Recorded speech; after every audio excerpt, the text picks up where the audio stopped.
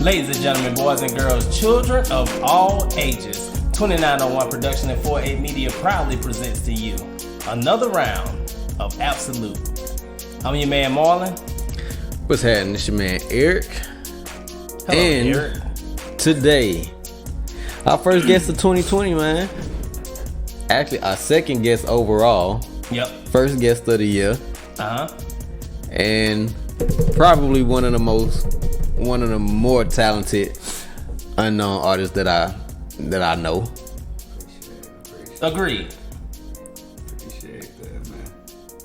We are talking about none other than Studio Attic Entertainment's first recording artist, Chosen One. What's going on, y'all? What's up? What's happening with you, man? Man, ain't too much to it right now.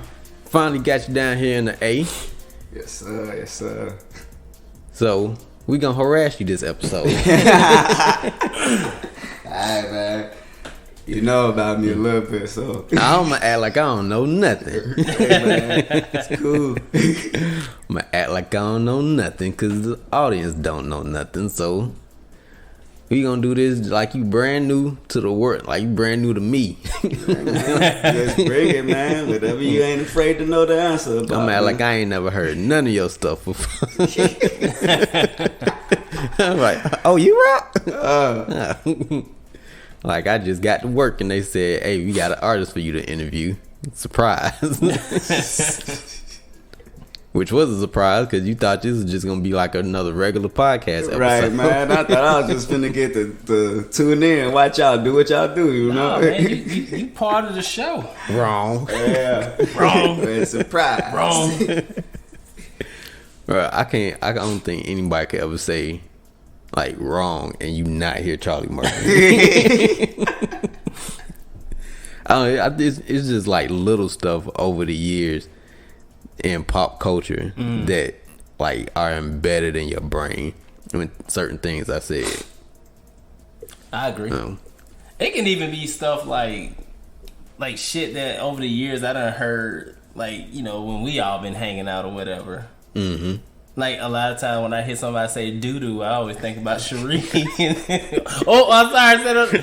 Anyway, I think about the coworker with the doo-doo. Oh, right. I'm sure she's not gonna hear it. Well, I think Austin Powers took on a whole new meaning over the years. Oh shit. Yeah, a lot of stuff that we probably can't mention on air. Right. So we won't come off as assholes. I definitely fucked up just then. Well, good thing we can edit. Okay, keep it in now. I ain't gonna mess up no more. I ain't gonna mess up no more. Alright, that was just one time. Fuck her. Twice, fuck her. Fuck him. Yeah, fuck him. Oh man. So CHO. Well, I'm sorry, Chosen One. Yeah, CO cool, man. CO's cool, man. Is that what you prefer? Yeah, man. It takes a lot less breath when yeah, I can't ask you to say my name in full conversation if I wouldn't even use it like that. Like something I'm chosen with. No, just call me CO. CO for right now, you know. We'll do any shows or something like that, then feel free, you know, chosen one. Yeah, work it up. But right now, to save us some breath. Hey, so do you think your name is a little pretentious, or did you like bank on it to be like for people to take it that way? I don't think it's pretentious. You know, I think as far as, or I would assume as far as for most artists would go, you go through a journey as far as finding who you are, you know, or your identity behind the microphone. So, you know, for me, it was just, you know, just different variations of like mood settings, moods, and different mentalities I was in when I was, you know, writing songs from this age of, you know, like 13, 11, you know, to me being how old I am now, you know. It just grew in as a progression, I guess, and I felt finally like I was able to cultivate all of those styles, you know, like everything that I've been trying to do with all my lyrics and everything, and all the different just different techniques, and I put it all into one. I chose that one. I like that. Did not know that. What was the very first rap name you ever used? Or stage name, I should say. Finna say, I think the first one is either I was either D-Man or Lil D, one of those two. Some basically it's cliche as you could get. Like. I don't think any guy wants to be known as Lil D. Yeah, well, I was short. I didn't know much about nothing like that. I was a kid when I started writing. I was like, 9 when I first started jotting lyrics and freestyling. I didn't write my first song until 11. That's when I was like, yeah. First full song. First full song. Dang. First full song. 3 verses, had a little hook, but the hook was in the beat. Yeah. But that count, dog. To me, it count, man. Yeah, you got me about 2 years. I started 13. Nah, man, I had an entryway into it. I had a guy that was he was already rapping. He was already doing beats and stuff. He was already, on that level of things. And I'm like, dude, I think I could do that. If I can't, at least you hang around with me so I could, that'll at least help me, I can stay out of trouble this way. I got, found a way to kick it. Found something I like, mutual ground, and then boom. That's what's up. What are some of your influences when it comes to music? Like, when you first heard, I don't know, somebody and just was like, okay, like. That, doesn't have to be a rapper. No, not necessarily for me. I guess I can't say different because a lot of people kind of just catch on to whatever waves they like or whatever. But if it strikes me as different, or if I hear something as far as from a rap standpoint, if I hear something in your lyrics more so than what's just the pop sound, the bounce you're giving and everything. If I hear what that substance is that you kind of providing behind your music, then I kind of want to pay attention to you a little more or something, But man, the first I think I want to say it was a cousin maybe. He was just in the crib with us one day and he just dropped this dope freestyle, bro. I kid you not, we was all sitting on the couch and he just bust out with this freestyle, right? And it was so cold that he included me in the story, my brother in the story, and whoever the hell else was on the couch with us and shit. And it was just going. And, by the end of the verse, I done ended up driving the car and we realized I didn't know how to drive. And I'm like, how do you put that into a song? How do you come up with that in your brain on the spot like that? How can you do that? Right. And then, I don't know, man. My gears started turning and I just started rapping every day about just random stuff I started doing. Gotcha. And I don't know. I don't know. I got a different point of view with people in a freestyle because it was this cat that I used to hang out with at middle school, and he used to come to school every other day with a different verse to something. I thought he was it was his shit. Come to find out, it was verses from the Brat. Oh man, I was highly upset. I was mad. What gave it away when he was like that barat tat tat tat? Nah, cause it was it had to be an album, a tape that was out that I didn't have at the time, and when I finally got it, I was like, man, this shit sound familiar. Man. Son of a bitch. And shout out to the Brat too. Yeah, I love the Yeah, Brat. One of the most Brat, man. underrated female rappers. Oh of all time. man. That whole funkified, so funkified is still mine. Yeah. That whole vibe of that song. Exactly, still go. man. You could think about what you was kind of what you was just doing when you hear that song, the memory or something to it that you could tie to it, just from that good vibe. Man, I think she's still doing that stage play for Set It Off. I haven't. Who's she playing? Cleo? Son of a bitch. No. I haven't heard any reviews of it. People don't record those like they used to do the Medea plays, so that'll probably be the only way I see it. So I truly love Queen Latifah and all that shit, but the brat looks absolutely nothing like. Well, it ain't the looks. It's probably more the demeanor. Like, because in the movie, Cleo was like, I can see it. Probably look like she was choke holding bitches. She's a boy, Damon. The boy. I can see if you would have swapped. In real life, the brat was busting bitches across the head with bottles and doing time for it. So, I mean, she did that shit twice. You remember that shit? Like, who the fuck? Okay, she did it the first time. Who in the fuck is coming for a second round? Like, why? If I see her in another round of Ab-So-Lute, it's probably what she cracked her fucking head with. Oh man! Like, why would you even start shit with her after she did that one time? I don't know. I'm hoping it's not the same person. Like, it ain't gonna be me, you know. It ain't gonna be me till it's your ass, right? What Tyson said, everybody got a plan. They get cracked across the head. Smack with my Ab-So-Lute now. All right, so you have spent time in Atlanta and in Chicago. So, which is there a particular style from each? Each region that you're like endeared to, or you just try to kind of combine both, or what? Nah, I can't really say that I'm like more endeared to either side. Like, I mean, I'm hit or miss with certain tracks nowadays. You know, I do like some of the sounds that's coming out from the South. You know, I do feel like some of that shit get repetitive though, you know what I mean? Like, I feel like nobody really trying to separate a lane, you know. They too afraid to talk about a little bit more different, you know. Right. Not like to be all strange or nothing like that, but what's really you know what I mean? Like, who you are or what made you to start doing your music, you know, though, that type of stuff, you know what I mean?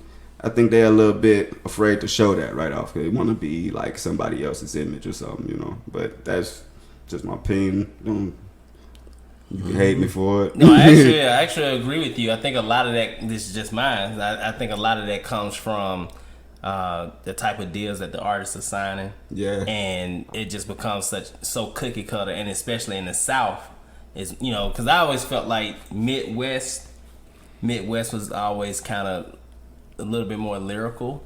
And the South has always been a little bit more about the actual production of the beats or whatever the case may be. I mean, we have good artists in the South, but like right at this moment, it's kind of like at a stalemate to me, because it's very repetitive. It's everybody's trying to sound like the Migos, or or the content is drink and drug, and you don't really. It doesn't seem that way to me in the Midwest.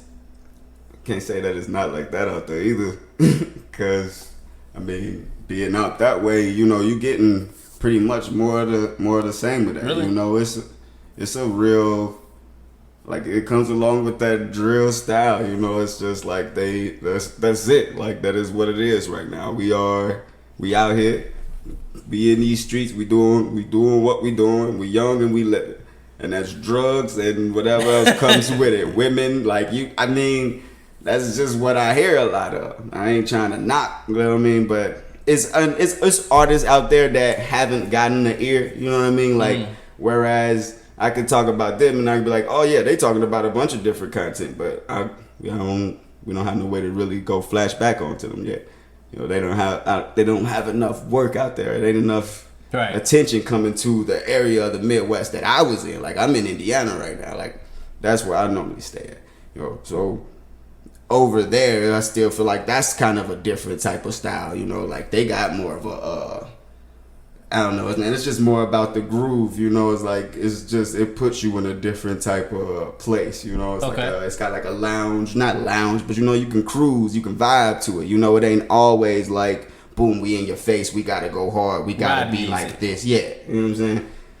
Kind of like how Memphis was, or is, like that. Jazzy, riding type. I get it. 8 Ball, MJG, just like Candy. Oh man, but don't go there. Well, I love that guy. Man, that is my song though.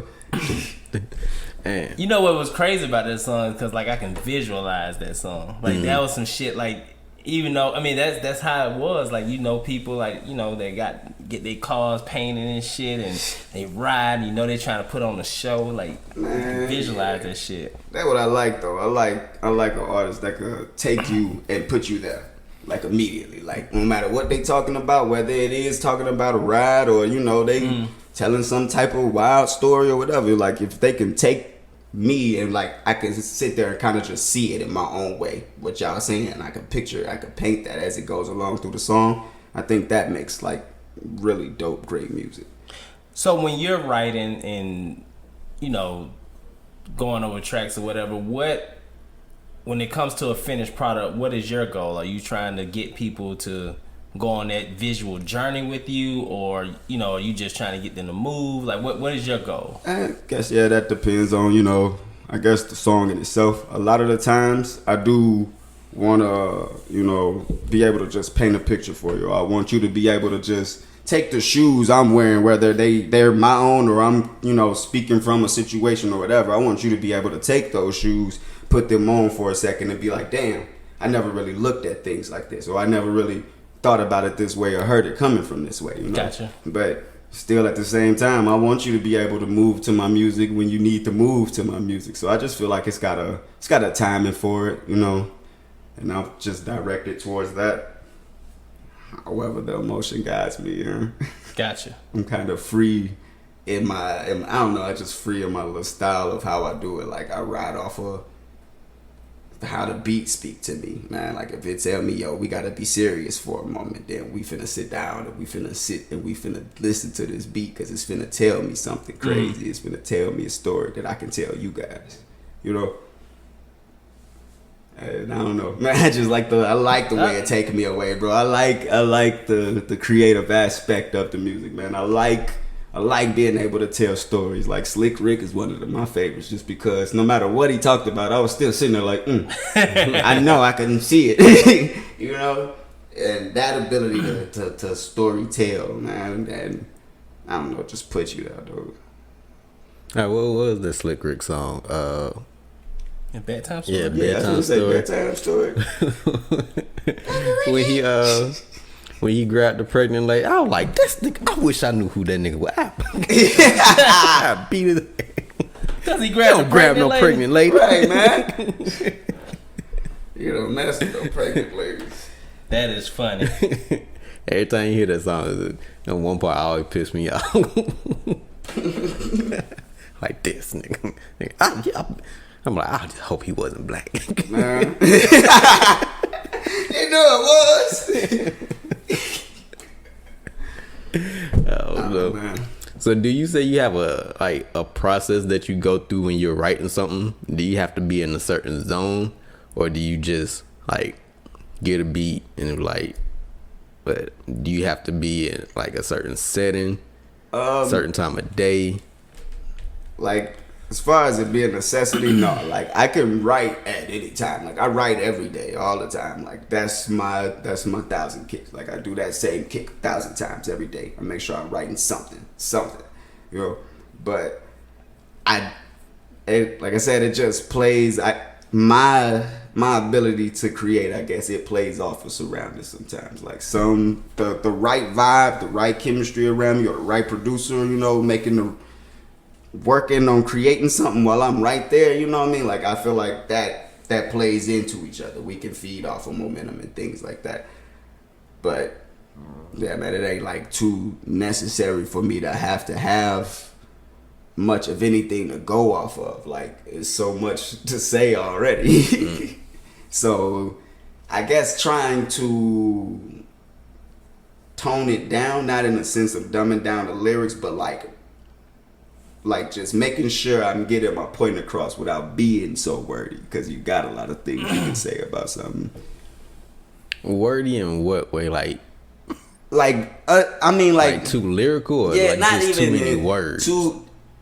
It's too many words, you know. Like, you can be lyrical and like get to your point, you know, or you can be too lyrical as to now you taking too long to get to your point. Hey, you know, I heard one of the dudes on Joe Budden podcast say that Eminem's new album was too wordy. Too wordy. No. And he like, it's too much rapping. No. That's his profession. He's a Right. rapper. But I'm like, and I think even Joe Budden was like, "But do you think that's just lazy on the listener's point of view?" Like, Yeah, a little bit, man. hey, how are your ears lazy? Like, damn.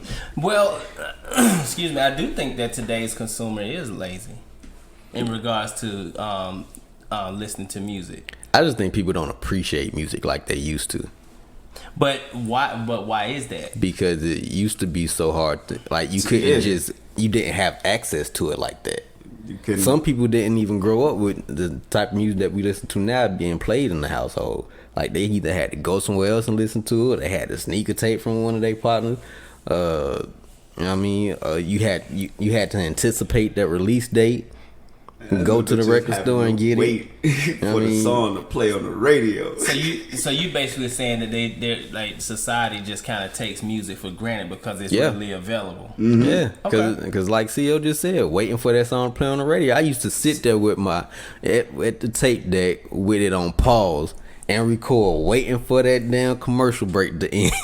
Because like they said they were gonna play one of my songs. Yeah, boom, hitting I don't record. know. I think it's a combination of both.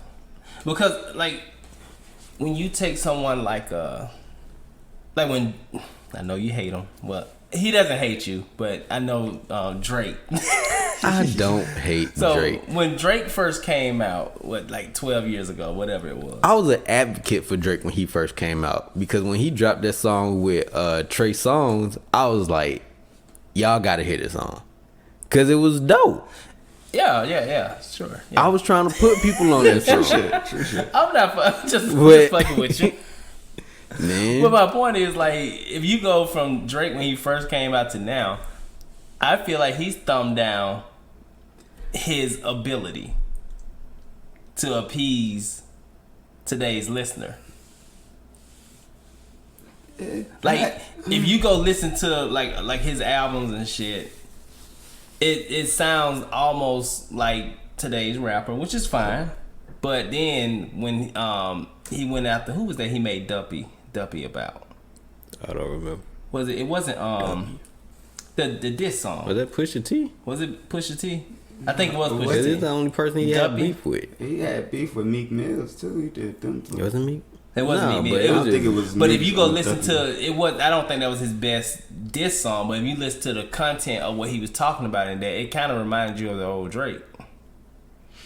I hear it. I feel like a lot of that stuff happens with money. Like after a while, like you hungry when you first start. Like you want to be heard. You want motherfuckers to just play any of your songs for any reason, just get you going, you know. And then when they hit a certain point, it's like you don't have like that same type of hunger, that same type of give that brought them fans to you. So how do you maintain them? So now I think he it's evolved. a check move. You know what I mean? I Like, think the hunger is still there, but at think a he certain evolved. point, you don't, like, you're not surrounded by the same things when you didn't have the money. You know what I mean? Like, your perspective on things have changed. Like, you can't really talk about the same shit anymore. Right. True. And then if you do talk about the same shit you was talking about when you first got on, it has to be from a different point of view. Yeah, I mean, because I remember there was a time, and T.I. is one of my favorite rappers. I'm like, if this boy say one more thing about selling some goddamn dope, Like, clearly. I like T.I. attitude from the get. Like I Of wasn't never course. about me being like a dope boy or nothing like that. It was just that I ain't going for nothing.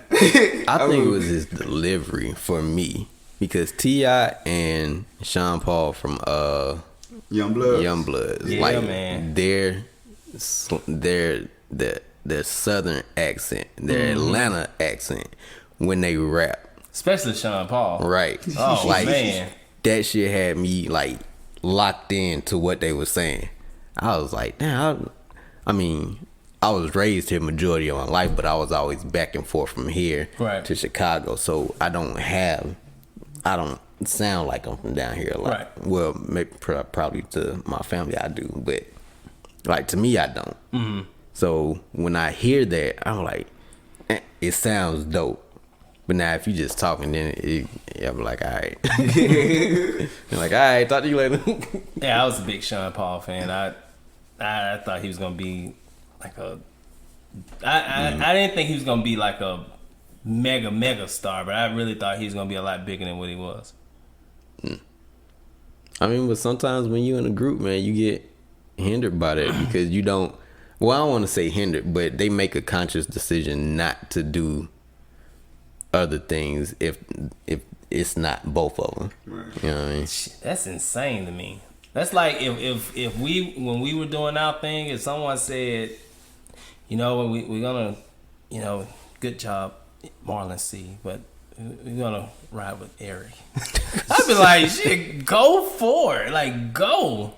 There's no way. I would be so up. Like, you wouldn't. I would be pissed if you would be like, I can't. I'd be like, hold on. Yeah, I probably would have said, nah. What the fuck is wrong with you? I would be like, only if I like, all right, I'll do it, but it would have to be a stipulation. If I become like uber successful because you let me go and do this solo shit, you have to let me fund your acting career or whatever venture that you have. Like, it would have to be some shit like that.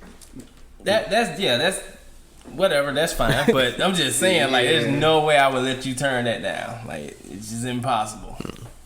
I don't know, cause you think at some point when you're in a group or when you working with people that you've connected with, like, you still want everybody to win.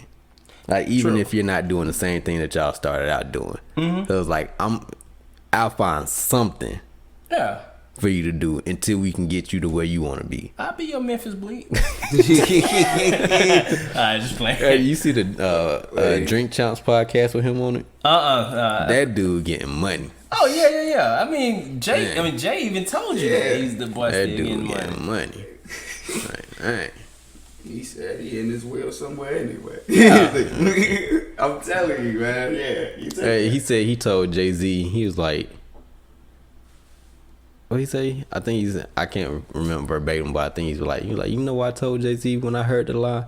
So I told him, I hope I never see that money. And Jay-Z was like, why? He said, because you're going to live forever. You know, ironically enough, though, like, I think Jay kind of hurt Memphis Bleak. The Shadow. Because Memphis Bleak he's actually a decent rapper. But he said he did it to himself, kind of. Oh, okay, I need to listen to the episode then. When they first, like, he said it was at one point he thought he was the shit. He said he had money, he had women, and women knew who he was. He said that's all he cared about. He said Jay-Z was calling him to come to the studio, calling his house to come to the studio, and he was like, he said he told his mom, tell him I'm not here. Damn. And he said his mom told him, like, hey, he back down the back with some shit. He said Jay-Z came to my house, walked in a room, told the girl to leave. And like, he told me some of the realest shit I ever heard in my life. He said, and it was some other shit before this part, but it was like Jay-Z basically told him, I'm rich already. You need me. I don't need you. That's what Jay told him. Told Memphis Bleak. And he left. And they went on tour. And left Memphis Bleak at home. He said after that, he never missed the studio. Man, I bet I wouldn't either. Shit. Can you imagine him mad? Yo, chick, get out. Oh shit. That's great. So what do you look forward to most, CO? What do you look forward to the most when you're working on music? Is it like recording it? Is it hearing the finished product, or is it being able to perform? Like what do you look forward to the most when it comes to music? Man, I think the actual finished product of whatever I decided to sit down to work on. I think whether it's just a track or a full project, I think I look forward to that because I get to hear, it's played back to me how I've been hearing it in my head, you know. So I really look forward to that, to see if I get that same feeling back how I got when I was making it. I want to have that same feeling when I hear it back. And if I feel like that, then it's bound to be somebody else that's going to feel the same. But for me, that's what I look forward to, is making sure I did it the way I thought it should be done. I never wanted to hear playback. Man, I'm sorry, bro. I Like, hated the way I sounded. And you know what's funny? I was actually getting ready to ask him that. Do you like the way you sound? only on certain songs, man. Like only in certain tracks, I say I'm a bigger fan of my voice, you know. But I have no issues with it, man. Like I got told a long time ago I ain't had a right rapper voice, and so I just didn't know what that meant no more. So I just kept on just rapping like me, rapping like me, rapping like me. Rapping like me until I started sounding like me. Now I feel like I sound like somebody that doesn't sound like someone in the voice. You know what I mean? Like you'll hear Chosen One on a track and you'll know. Oh yeah, yep. Like just like you could spot T.I., you could spot Sean Paul. You know, yep.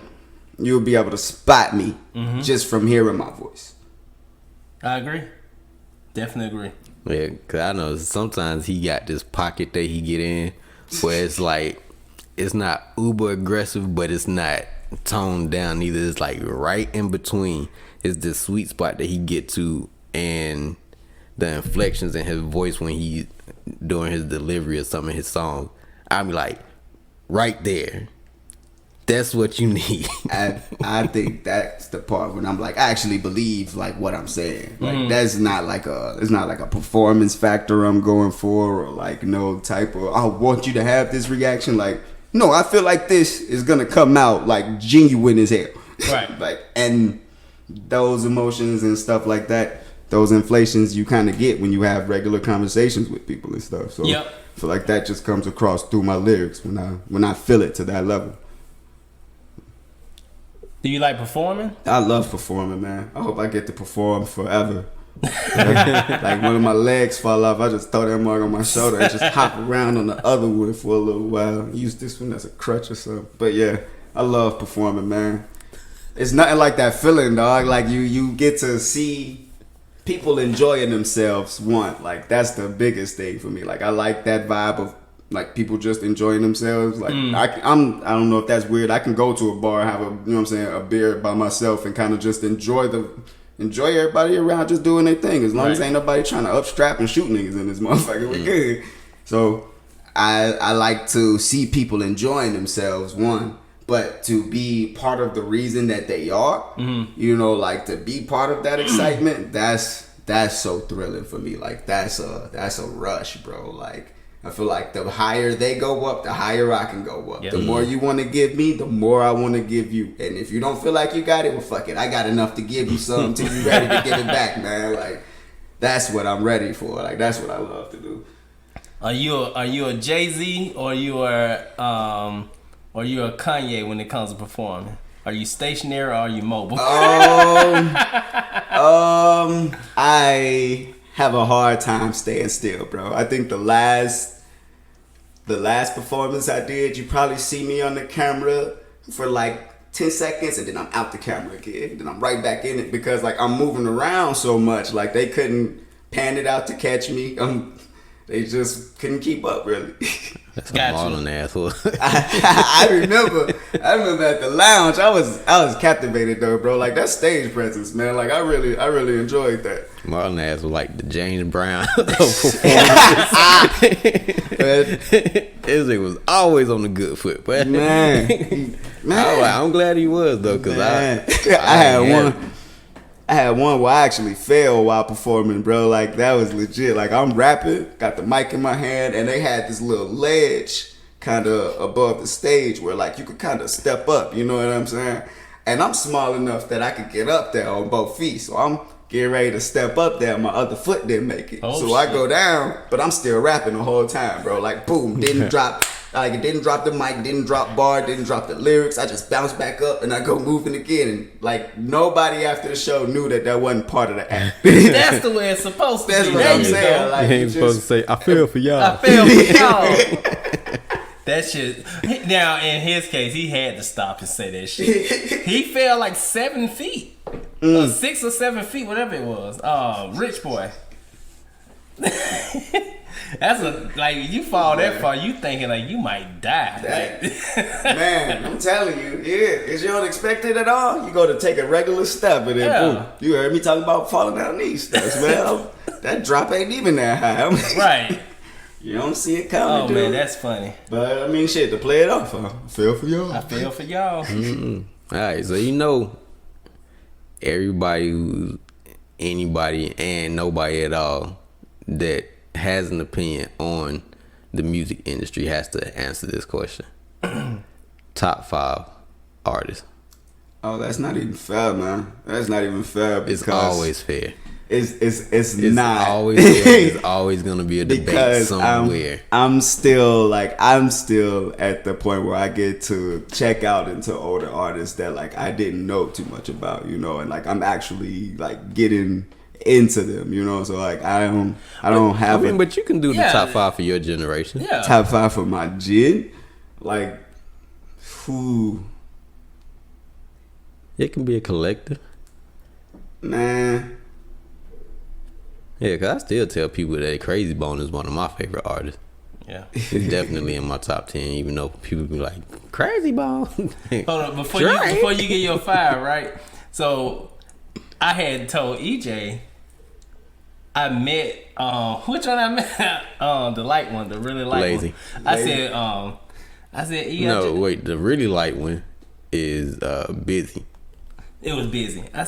I said, EJ, I just met Busy, man. Had a conversation with a Busy Bone. He's like, is Crazy Bone there? I was like, damn. That's like the whole damn group. I mean, I like them as a group. But as far as somebody that I would start a conversation with and like want to gain their perspective and insight on music, it would be Crazy Bone. I was just like, damn, like, he was one of the most down-to-earth people I ever met, too, though. He's real fucking cool. But go ahead. Top 5 of your gen. All right, man. Top 5, dead or alive. Well, for me, it ain't in no specific order, man. Just, I guess answer. The ones who made, like, the mean impact for me, like, of course, DMX is going to be up there for me. I was a big DMX fan. I know he wasn't the hardest lyricist or the best lyricist, you know what I'm saying? Like, DMX went hard, bro. Like, if you could spit to your jaw break, my nigga, then you got some type of conviction behind those bars, man. Like, it's something though. Love DMX. Yeah, man.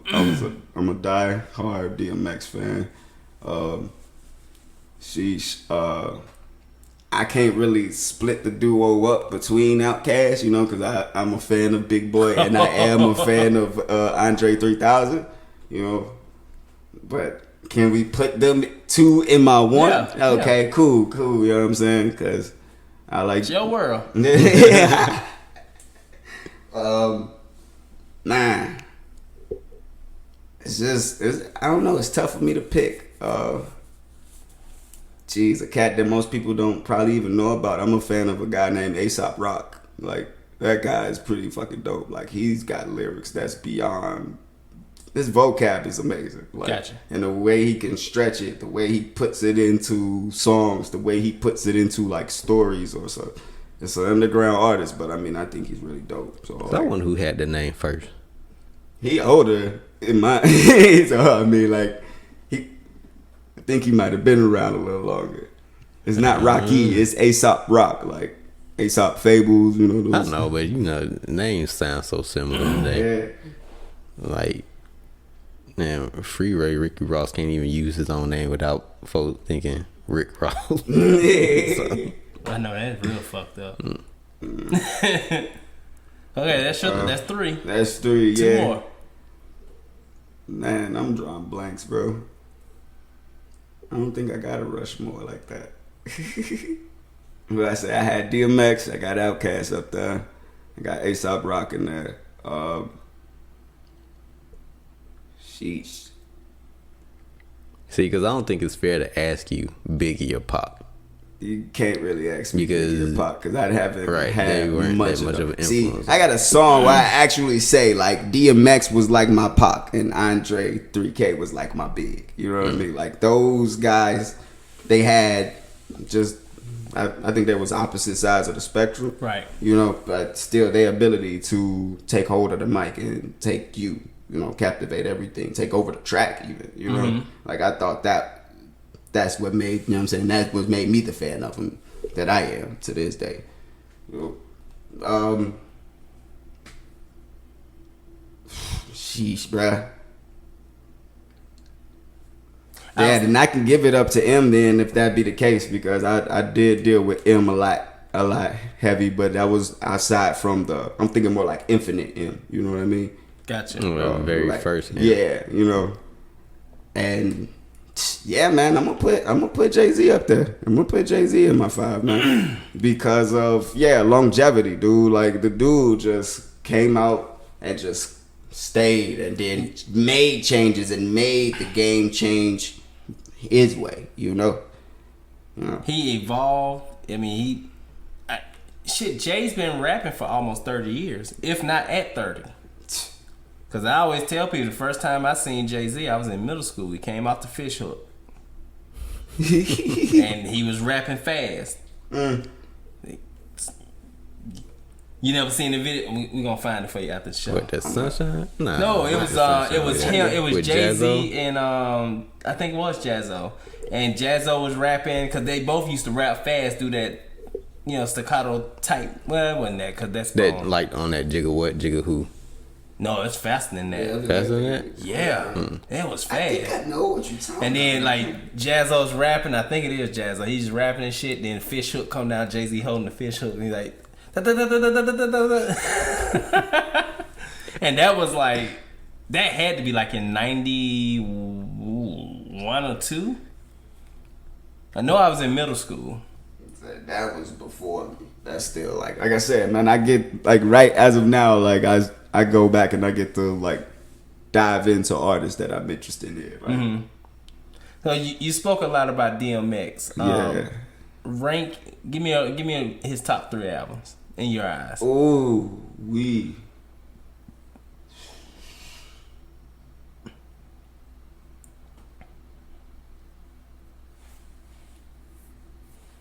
Ooh, that's a tough one, huh? Yeah, bro. Like, cause I mean,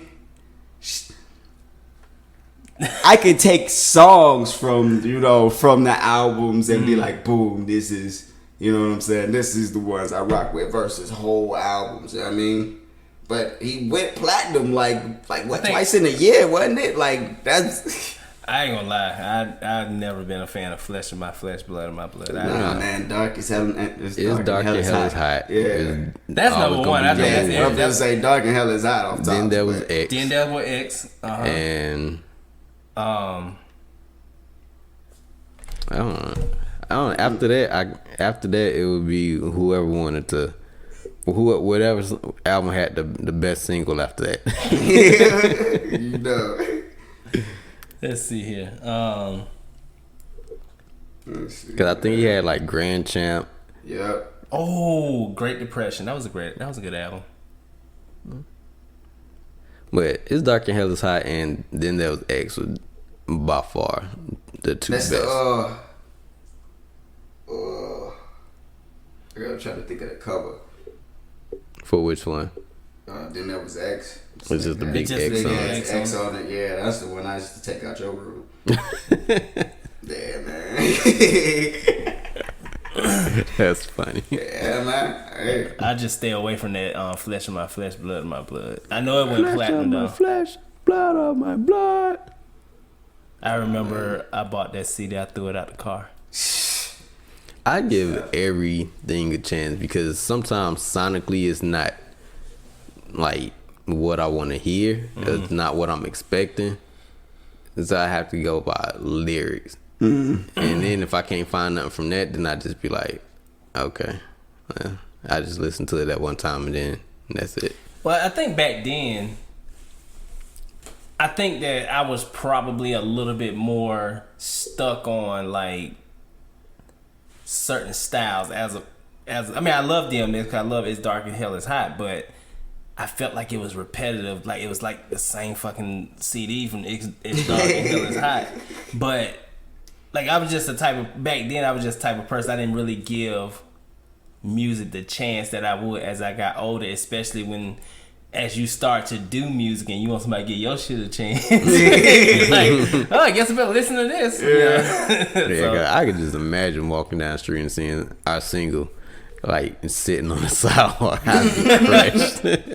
Like, these bastards. Oh man, I would just like look. I'll just look at it like this nigga Marlon was rich back in the day, tossing $12 CDs out the window. I needed that shit. Oh yeah, in '98 I was rich. Shit, I was 19 years old. I had no responsibilities, making 60 plus a year. Can't even. Yeah, I throw a CD out the window. Go buy me a $500 shirt. Hell no. Yeah, I did stupid shit. That shirt. I said, don't ever show nobody that shirt. I don't even know what that motherfucker had. That's a legit thing, a $500 shirt. Oh, bro, I ain't even gonna judge. Dude, I used to do a lot of stupid shit with money. I wanted to be like Dwayne Johnson so bad. Oh. I had $500 shirts, $300 shirts. Yeah. Right, I'm still sitting here today in my 30s having a hard time buying a $30 shirt. Like, I don't want to pay $30 for no goddamn shirt. I still get mine in the t-shirt packs. Bro, I get like 3 of these or 4 of these in the bag. You stupid. Still buy my t-shirts in the bag. I seriously do that now. Why the fuck am I paying $30 for a shirt? Until you buy that one shirt that you got for the low and you wash it one time and all the thread come out. You're like, okay, all right, I get it now. It's fucked up because Dwayne Johnson don't even wear them damn $500 shirts no more. Probably getting Goodwill. I couldn't see me spending that much on material, no. Yeah, because even if someone, like, even if I got $10 million, like, I still wouldn't do that type of shit. Yeah, man, like, never really had it, never really needed it, never grew up wanting it after that. Like even the most expensive car I would buy would be a Mercedes. Because I like Mercedes. Somebody have to convince me to buy an expensive car. Like you have to convince me to be expensive anyway. But they really not that expensive. I mean, you can get them the type that I want, like $40,000-$45,000. I think the maintenance is just high. Yeah. I don't know. All right, so with your generation currently at the forefront of the music industry right now, like, what's your perspective on it? Like, how do you see it? Do you think it's where it needs to be? Do you think it needs to evolve? Do you think it's been in the same place too long? Like, what's your opinion on it right now? Yeah, like, I think you just summed up all my opinion in all 3 of them. Like, I think, like I said, man, people in their age range and what they rapping about, like, some of them, they not far off. You know what I mean? Like, they not doing nothing wrong. Because I know when I first started out doing my first beginning of it, I was real hard-headed. I was really out there running around doing some things, you know. But you just grow up. Yeah, you just evolve from that. And so I feel like if you aren't in that phase of life, if you have already done that chapter, you need to be evolving in your music as well, evolving in your lifestyle as well, to let people know, this is okay too. Like, this phase, this side of life is cool, you know. And I think some of them, they've been in the game a little long enough where it's like you can create whatever kind of wave you want, but I think they try to stay relevant and just keep jumping back on with, you know, what the bandwagon. Yeah, you know what I mean? I think trying to stay relevant. That's how I honestly feel about it. Yeah, I think we went from a time where people prided themselves on being different, and now everybody wants to be the same because it's for sales. Just for sales, you know. But I fought the labels. It ain't really too many labels now, though. I mean, you still got the major labels, but they not getting artists like that.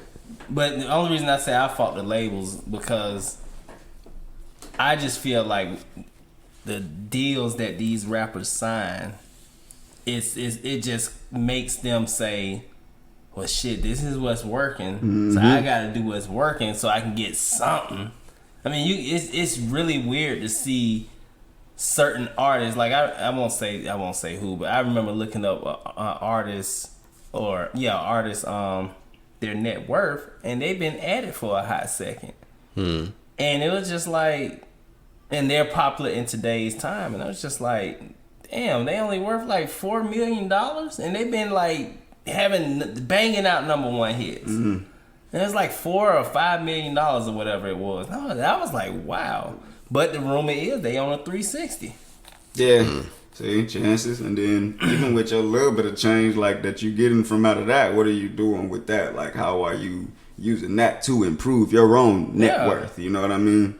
Like, and it's like you're probably thinking to yourself, like, shit, I gotta stack. I gotta get it the best way I can because this deal is raping me. But I think they all thinking it's just money too, man. There's so many other ways that add into like just your financial status. You know, most of them billionaires and stuff that you see, like they not just rich because of monetary. You know what I'm saying? Like it's investments, it's other things like that they got working for them. So I think that, you know, I think it should be more knowledge into that part. So like I wasn't upset with Jay-Z on 444 when he was kicking some real shit, you know. I wasn't upset either. Yeah. So I just think it's a point in time where certain artists need to start actually just kicking knowledge back to the young folks, whether the whole world finna revere it or not, you know what I'm saying? Like you're in that position now, you know what I'm saying? You're the older head, and these are the younger cats for you.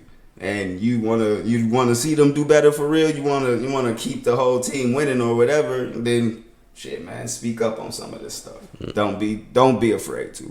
Like, that's my biggest thing, is like, just don't be afraid to do your different. Alright.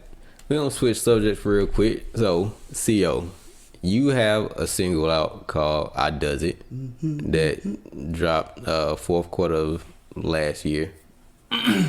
What was your thought process behind that record? What made you write that song? Man, like the creation of "I Does It," that's actually gonna be like a long time cherished song of mine, just because it was like one of those times where I was listening to, I can't even recall the exact song it was. I know I was listening to like a T.I. track or something like that, right? And I'm like, man, I got this vibe from just what he was saying. You know, I'm like, well, I can go off on my own subject of this, you know? Like, and I don't know, I'm like, man, I just wish I had this. I was like, I just wish I had this beat that kind of just put me down. And I ended up basically talking to you and getting the mix for "I Does It," like getting the actual beat. It was just, as soon as it hit, like the first bar in my neck, that shit came out automatically. And that's how I know a lot of times when I'm like, I really finna like this song, or I'm really finna enjoy this song. It was like I asked the world, it heard me, it gave it to me, and now I just gotta do my part on it. And I feel like that shit was just amazing. Like, it just started for it to flow like that. Like, one day I hear a song, I'm like, I want to do something that makes me feel like this song just made me feel like, but I want to do my own, you know, and not even mentioning it, you know what I'm saying, to City or nothing like that, you know, not even mentioning it to none of the guys. And then it's just like, boom, I just get the beat, and then I'm writing it that same day. Like, as soon as I hear it, I had the whole song finished. Like, I recorded it and wrote it like that same day type deal. Wow. Yeah. And then it's just the process of, you know, just moving it, making sure it's good to put out. That's what's up. So what are you working on now? What are you working on that you're looking forward to this year? Like the actual project that "I Does It" is on. I got a project coming. One Piece is one thing I'm really looking forward to dropping. You know, it's titled One Piece.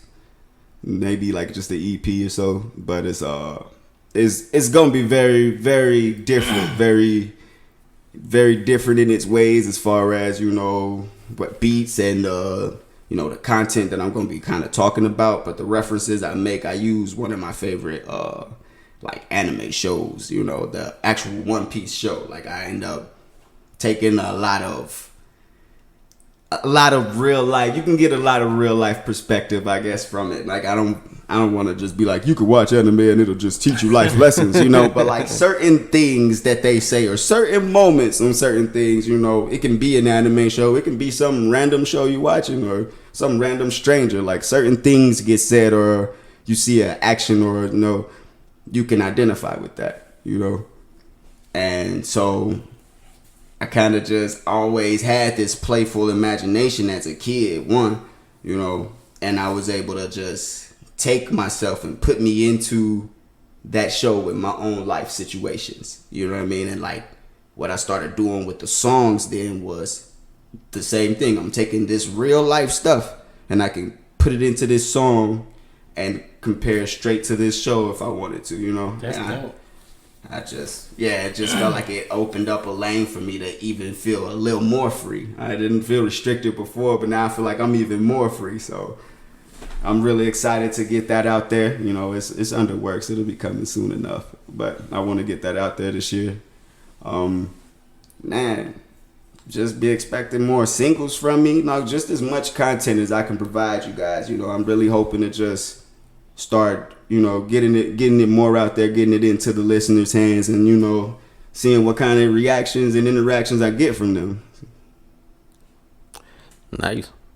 So pretty much, the One Piece project you working on, and I mean, I got singles lined up, but I ain't got no release date for those. You know, I don't want to say that I'm finna put out an album this year or not, but you know, like I kind of take some of this as it goes, you know, and you know, being flexible with whatever we got set up. You know, you want to put it out there, see how it is, and then you can make your changes or your adjustments and so. Because like some things might crack off a little quicker, and you could, you know, you could take that wave and ride for a little bit, and it'll take you to a whole nother avenue. You know, you don't know what kind of lane that's going to open up for you. Mm-hmm. So, you know, I definitely trying to be patient, as eager as I am to get. I got a lot of content, man. Like I got a lot of things I'm ready to put out there. Like I want to put out there, but I want to do it, you know, at the right time. I want to do it the right way. So with you being a new artist, do you feel like you are in a position to explore your creativity more, like right out the gate, or do you have a certain perspective that you want your like people who are gonna eventually become fans of yours to get from your music? Say being a new artist, I don't think that really plays into me like wanting to explore creativity. I think that's just why I got into the artist part anyway. It's just I needed ways to be creative. You know what I mean? Like you can get trapped in your own head after a while. So you wanna have outlets. So like I write music, but I also write in other aspects. You know, I could write short stories. I write some.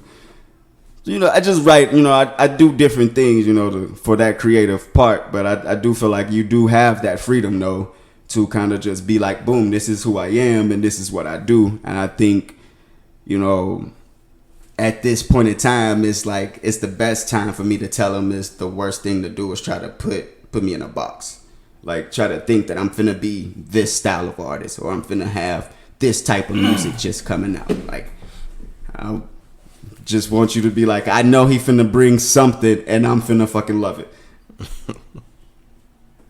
Right, so do you think like there used to be a time when a new artist was coming out, they had to be able to be compared to somebody, like right, in order to give other people an idea of what they might get or what to expect. It's kind of hard to do that these days because so many people sound the same. Right. But you can always trace that sound back to somebody somewhere that did it first. So do you have an artist that you would want people to, like, if they heard you, that you wouldn't be mad that they compared you to? Because I've let people hear your music and they gave me some artists that I'd be like, really?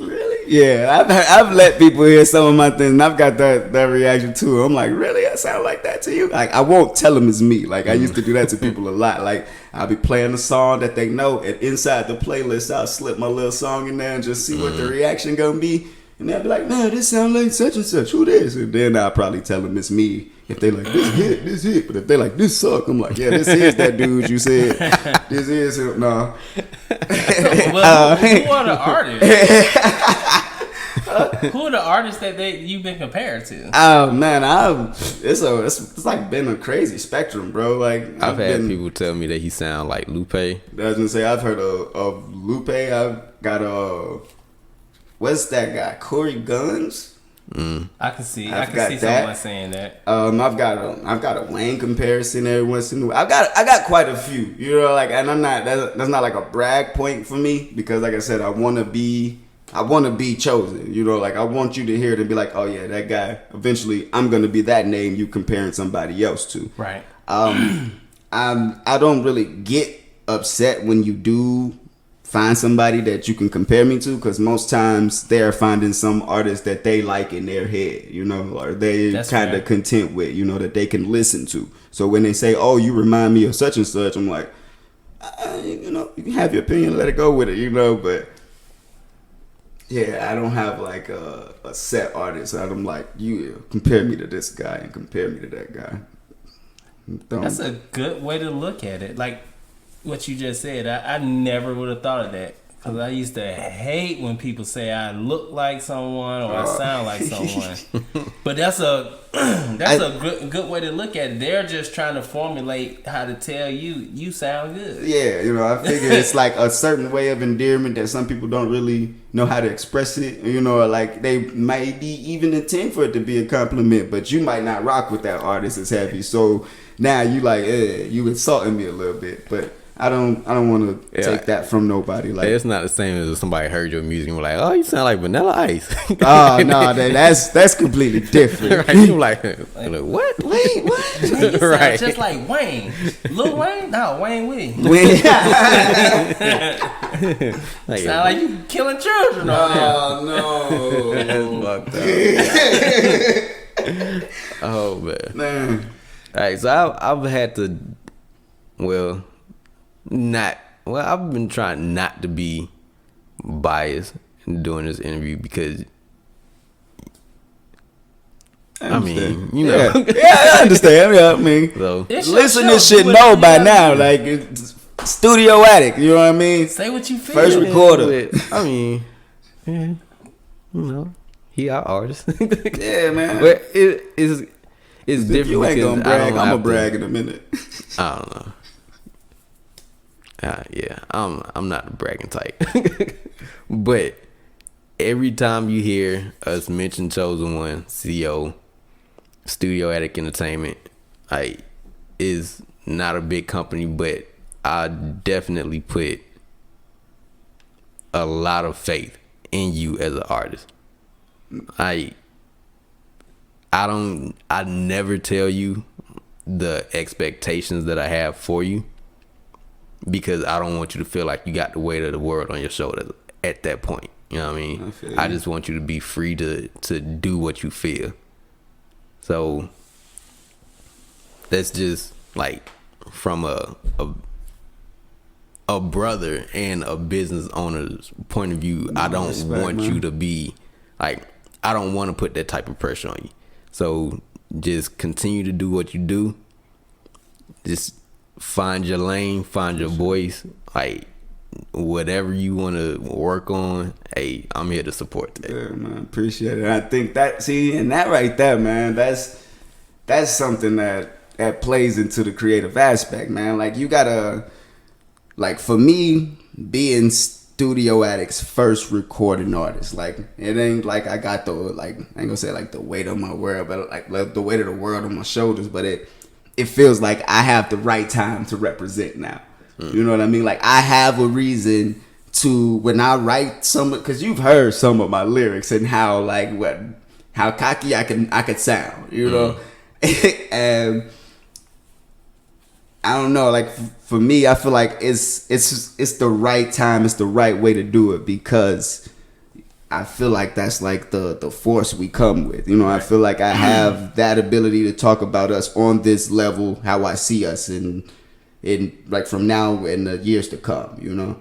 I feel like you allow me to do that when I'm like, hey man, I got this crazy ass hook I did, man. I don't know how it's gonna sound, bro, but I'm finna run it to you. Then you just like, all right, let's try like this, and like this, and boom, and we make it work, man. You know what I'm saying? So that is gonna keep my passion going. Just knowing that like it's a team behind you. They all got their own individual dreams, yeah, but they still make the time to make sure you can get your shit out, you can get your shit together, and you got what you need. Like, that's deep, man. And I respect the hell out of y'all, and you, especially you, for that, man. Like, I just think anybody that comes after you is they gonna. I don't even think they're gonna want to. They're gonna have to have their own lane, because, like, if they try to follow, like, whatever footprints you set, it's gonna be hard.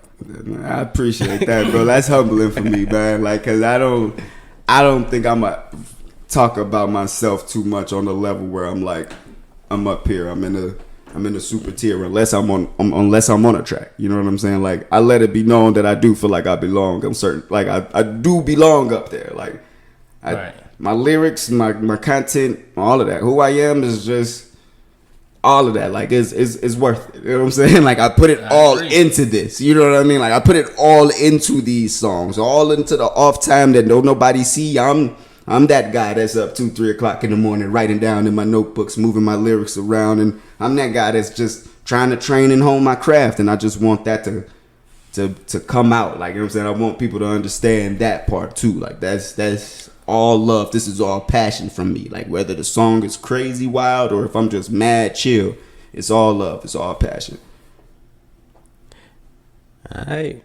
I think that's where we're gonna leave it. So for everybody that's hearing you for the first time, cause you know we talk all the time, how can people connect with you? Well, I mean, only one chosen on any of your social media networks. Only one chosen. That's ON3. You know, and yeah, man, just follow me, dude. Instagram, Twitter, Facebook, Snap, whatever. You know, I interact. I talk back. Talk to me. Let me know some stuff you want to hear. Let me know some stuff you interested in. Just interested in, man. Like, let's interact, dog. Let's do this. Alright, that's what it is. We also gonna have our other segment, my absolute grind. Probably gonna try and do that later on this weekend with CHO. So that way you have more than audio. You'll have some video to see from the young guy. And we appreciate y'all checking in with another round of Ab-So-Lute. Yep. Man, I appreciate and y'all. CHO, we appreciate you coming all the way down to the A to kick it with us, man. Oh, man, it's major moves are better, man. That's all. Did you bring this cold ass weather? Nah, if I'd have brought what was left up there, bro, the city had been shut down for a little while. I heard. Man, that's no joke out there. Alright. Oh, shit. I almost forgot my outro. So, we appreciate y'all for checking in with another round of Ab-So-Lute. You can catch us on Podbean, which is where all of our podcasts are hosted. And no matter what platform you listening to us on, you can just log on to Podbean, and on our main page we have links to all of our social media, all of the links to iHeartRadio, Apple Podcasts, Spotify. Anywhere you need to find us and get in contact with us, you can reach us from that Podbean page. And I don't know. Man, thank you. And follow me at Only One Chosen on anywhere.com. On anywhere.com. www.whothehelltoldniggas.skinnyjeans.com. Alright, man. Yeah, make sure you follow the young boss, Only One Chosen, ON3, not ONE. So, but I put it in the show notes somewhere. Yeah, you'll catch us on Twitter. Studio Attic Entertainment, another round of Ab-So-Lute, 2901 Productions, 48 Media. It's like a silent partner back there somewhere. And we out this bitch. Good night, bitches.